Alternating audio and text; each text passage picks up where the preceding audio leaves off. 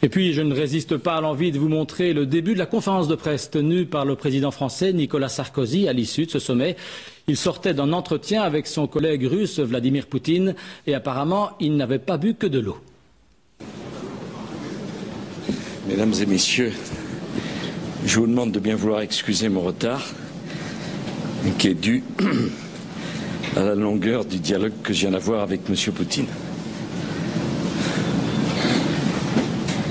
Qu'est-ce que vous préférez, que je réponde aux questions? Alors, y a-t-il des questions? Allez-y. Oui, allez.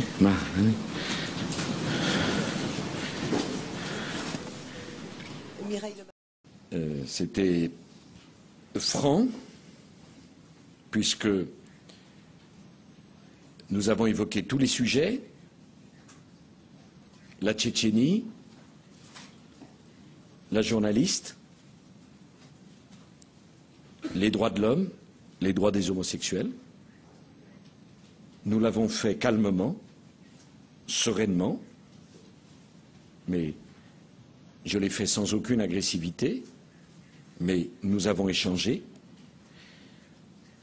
J'ai trouvé un homme ouvert au dialogue, acceptant la discussion sur ces sujets complexes.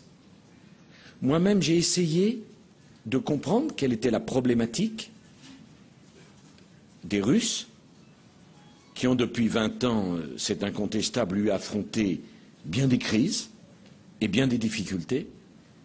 J'ai dit au président Poutine que l'Europe ne voulait pas isoler la Russie, d'ailleurs comment isoler un pays grand comme un continent, que la France souhaitait avoir un véritable partenariat de confiance et d'amitié avec la Russie, et que la France voulait rassembler les énergies et en aucun cas diviser. Bon, je crois pouvoir dire que ça s'est bien passé, puis ça a duré beaucoup plus longtemps qu'il n'était prévu. J'ai trouvé un homme très au fait de ses dossiers,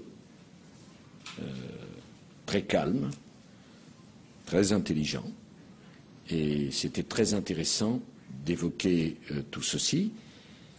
Il m'a expliqué en détail la proposition qu'il avait faite au président Bush quelques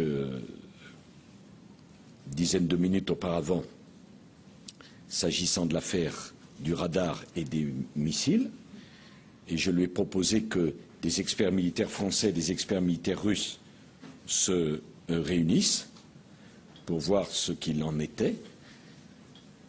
Bon, je dois vous dire que j'ai eu beaucoup de plaisir et d'intérêt à parler avec le président Poutine.